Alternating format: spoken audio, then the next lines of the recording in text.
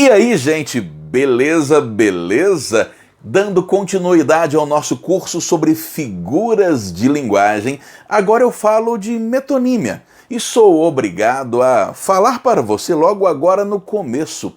Aqui embaixo, na descrição do vídeo, você encontra o link que dá origem ao canal do Telegram, onde tenho colocado muito conteúdo de língua portuguesa e vou colocar muito mais, inclusive com listas de questões e tudo mais. Agora, metonímia. A metonímia é uma substituição que acontece por meio de uma relação de contiguidade. Muita gente nunca entendeu direito a metonímia e nunca aprendeu a diferenciar a metonímia da metáfora, porque não sabe, por exemplo, o que é uma relação de contiguidade. O que é uma relação de contiguidade? É o seguinte, para você entender o que é uma contiguidade, preste bem atenção.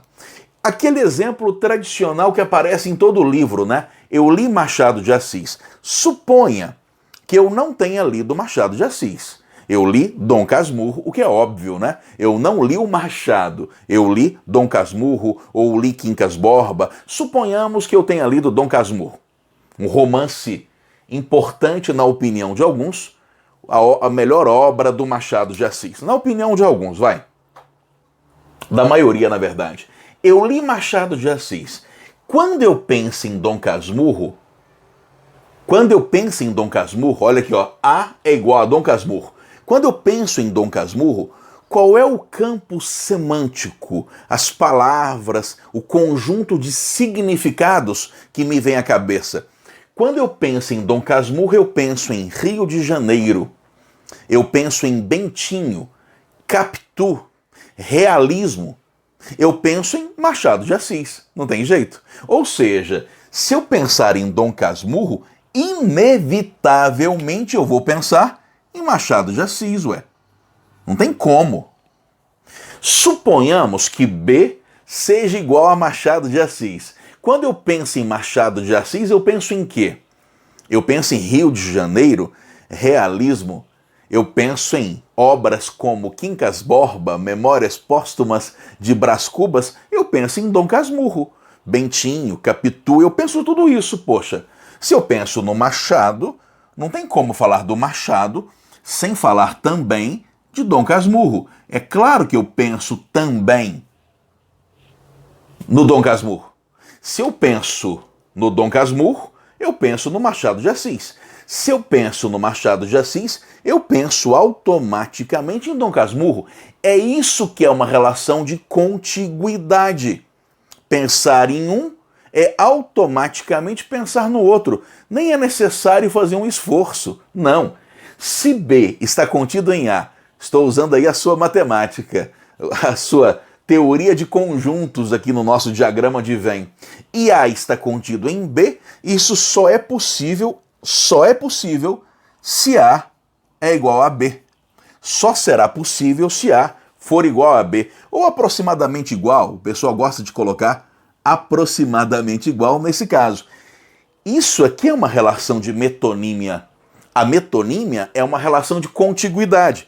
E a relação de contiguidade é de A igual a B. É de A aproximadamente igual a B. É isso que é metonímia. No vídeo sobre a metáfora e sobre a comparação, eu disse que a metáfora, quando é uma substituição do tipo A intersecção com B.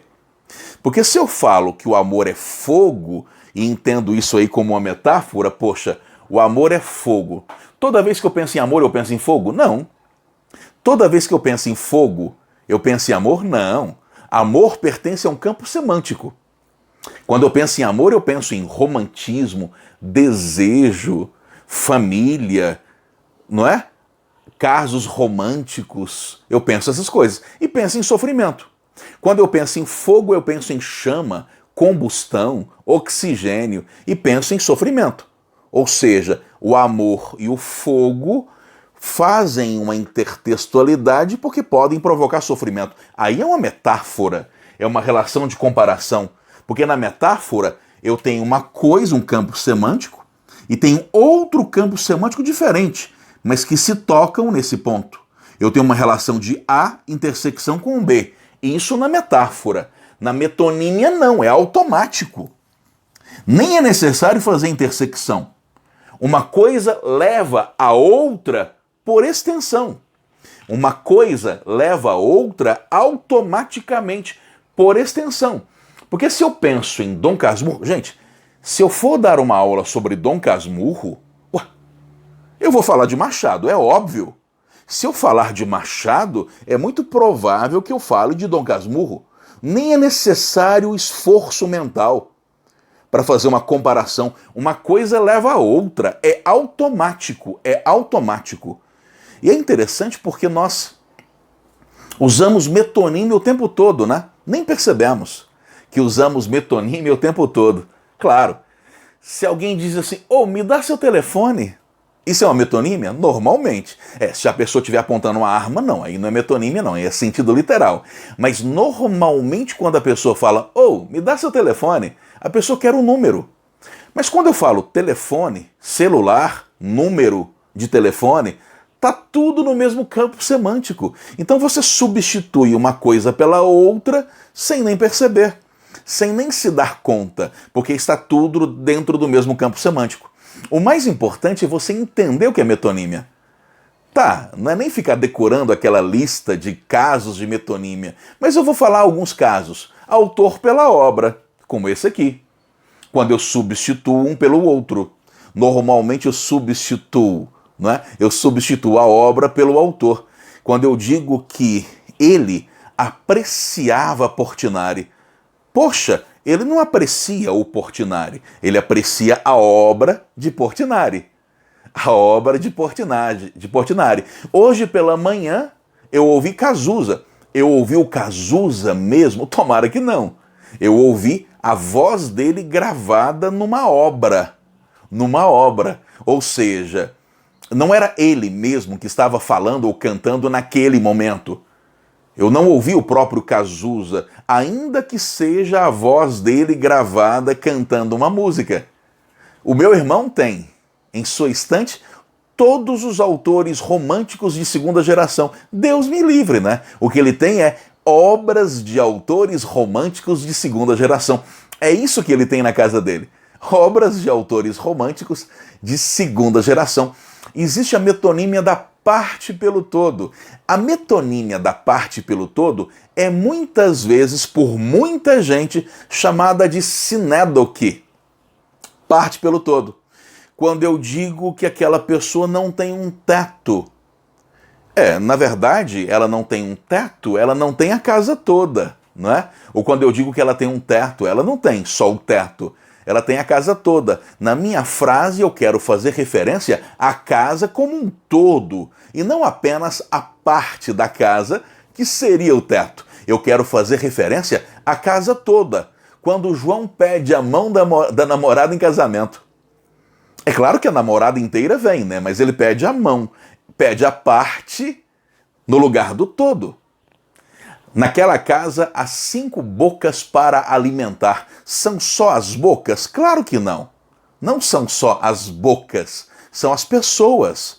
Mas a boca é a parte tomada, nesse caso, no lugar do todo. E o João tem 10 cabeças de gado. Ele tem só as cabeças de gado? Claro que não. Ele tem as vacas inteiras, os bois inteiros. Mas você fala cabeça, uma parte que representa o todo. Outro exemplo famoso, conteúdo pelo continente. Conteúdo pelo continente, que é outro caso importante demais. Quando você fala que ele tomou 3 copos com água. Ele tomou o copo? Não. Ele tomou a água que estava no copo. Mas uma coisa leva a outra. Comeu 3 pratos com comida. Ele comeu o prato? Não. Comeu a comida que estava no prato. Mas uma coisa leva a outra. É automático. Uma coisa leva a outra. Ou seja, o tempo todo nós trocamos o conteúdo pelo continente e vice-versa. Falar que ele é muito forte mesmo. Carregou 2 sacos de cimento. Carregou só o saco? Só o papel? Não. Carregou o cimento também. Outro exemplo para terminar. A lista é infindável eu estou colocando 4 exemplos de situações para você. Falei do autor pela obra, da parte pelo todo, e não se esqueça de que esse da parte pelo todo é chamada também de sinédoque. Falei um pouquinho de conteúdo pelo continente e, para terminar, a marca pelo produto. Famosa situação. Quando no lugar de falar esponja de aço, você fala Bombril, me dá um Bombril. O termo Bombril, o nome da marca, já ficou tão famosa a marca, o nome já ficou tão famoso que Bombril passou a substituir o nome do produto, que é esponja de aço. Que boa! No lugar de falar água sanitária, que boa! É tão famosa que substitui água sanitária, maizena. No lugar de amido de milho,